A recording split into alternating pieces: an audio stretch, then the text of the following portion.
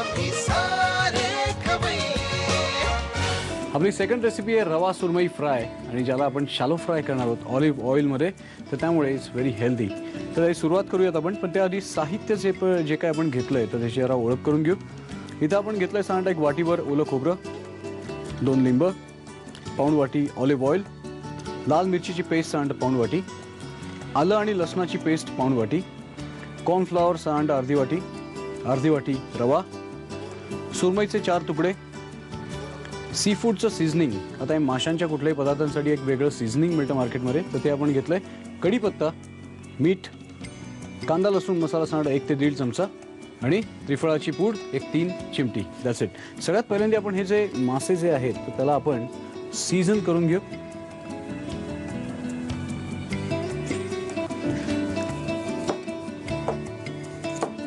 तर थोडंसं lemon juice आणि मीठ असं याला अलगद हाताने लिंबू आणि मीठ असं चांगलं चोळून घ्यायचं आणि दोन्ही साईडनी उलट्या बाजूनी सुद्धा. आता आपण याला सेकंड मॅरिनेशन जे करतो तर ते आपण करून घेऊ. याच्यामध्ये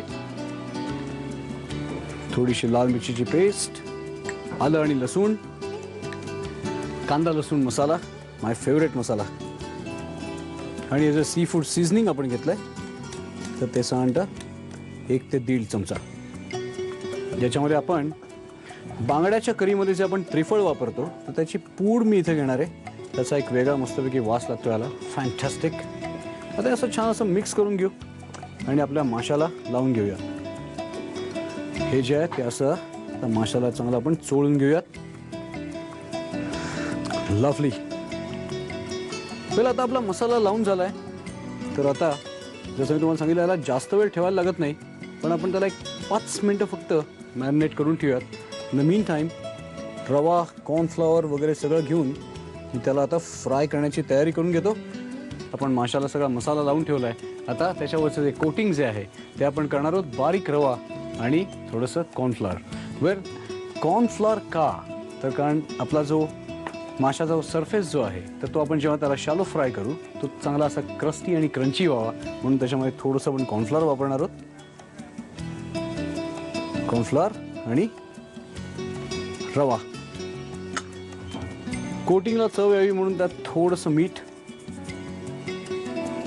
आणि असं मिक्स करून आता हे सगळे माशाचे तुकडे जे आहेत त्याला आपण दोन्ही साईडनी ते लावून घेणार आहोत. त्याआधी आपल्या पॅनमध्ये तेल जे आहे तर ते आपण गरम करत ठेवू. लक्षात ठेवा आपण याला शॅलो फ्राय करणार आहोत. हे सगळं जे आपण तेल घेतोय तर ते आपल्या रेसिपीमध्ये आपल्याला वापरायला लागणार नाही आहे, पण शॅलो फ्राईंगसाठी म्हणजे माशाचे जे तुकडे जे आहेत तर त्याच्या कडा ज्या आहेत तर सगळ्या कडा तेलाने कोट व्हाव्यात म्हणून आपल्याला तेवढ्या लेवलपर्यंत आपल्याला तेल या पॅनमध्ये घ्यायला लागणार आहे. जसं मी तुम्हाला सांगितलं आपण ऑलिव्ह ऑइल वापरतोय त्यामुळे इट्स व्हेरी हेल्दी. हे असं चांगलं त्याला असं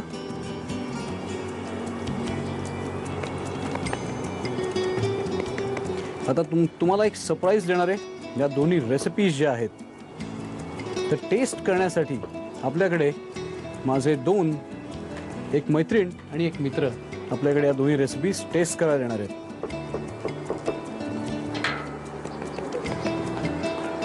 आता आहे मस्त रव्यामध्ये कोट केलेले सुरमईचे तुकडे मस्तपैकी शॅलो फ्राय करणार आहोत आपण.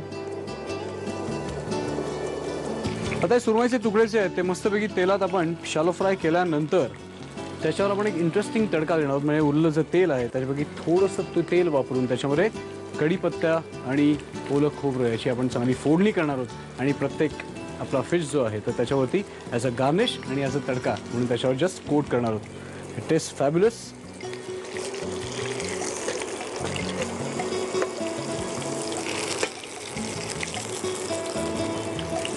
That's it. Lovely. आता याचा आपण तडका करणार आहोत, पण तडक्यासाठी आपल्याला एवढ्या तेलाची गरज नाहीये, त्यामुळे अगदी थोडंसं तेल आणि त्या तेलामध्ये आपण घालणार आहोत रामदेव स्ट्रॉंग हिंग. थोडंसं हिंग त्याच्यामध्ये भरपूर कढीपत्ता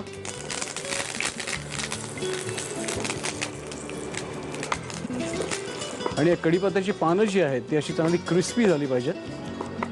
आणि त्याच्यामध्ये घालणार आहोत आपण थोडंसं ओलं खोबरं.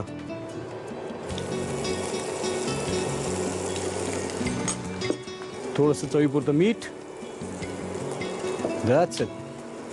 आता हे आपल्या माशाबरोबर खायला तयार झालंय. आता हे खोबरं, कढीपत्ता आणि हिंगाचा तडका आहे तर तो आपल्या फ्राय केलेल्या फिशवर आपण गार्निश ॲज अ गार्निश आपण त्याच्यावर आपण स्प्रेड करणार आहोत आणि प्लेटमध्ये त्याला अरेंज करणार आहोत. इन द मीन टाइम तुम्ही याचं पटकन रिकॅप बघून घ्या. Come back fast. रवा तवा सुरमई बनवण्यासाठी लागणारं साहित्य: 1 वाटी ओलं खोबरं, लिंबाचा रस, पाऊण वाटी ऑलिव्ह ऑइल, पाऊण वाटी लाल मिरची पेस्ट, पाऊण वाटी आलं लसूण पेस्ट, कॉर्नफ्लोअर, रवा, सुरमईचे 4 तुकडे, सी फूड सीझनिंग, कढीपत्ता, मीठ, 1.5 चमचा कांदा लसूण मसाला आणि त्रिफळा पूड. कृती: प्रथम लिंबाचा रस आणि मीठ लावून सुरमईचे तुकडे मॅरिनेट करून घ्यावे.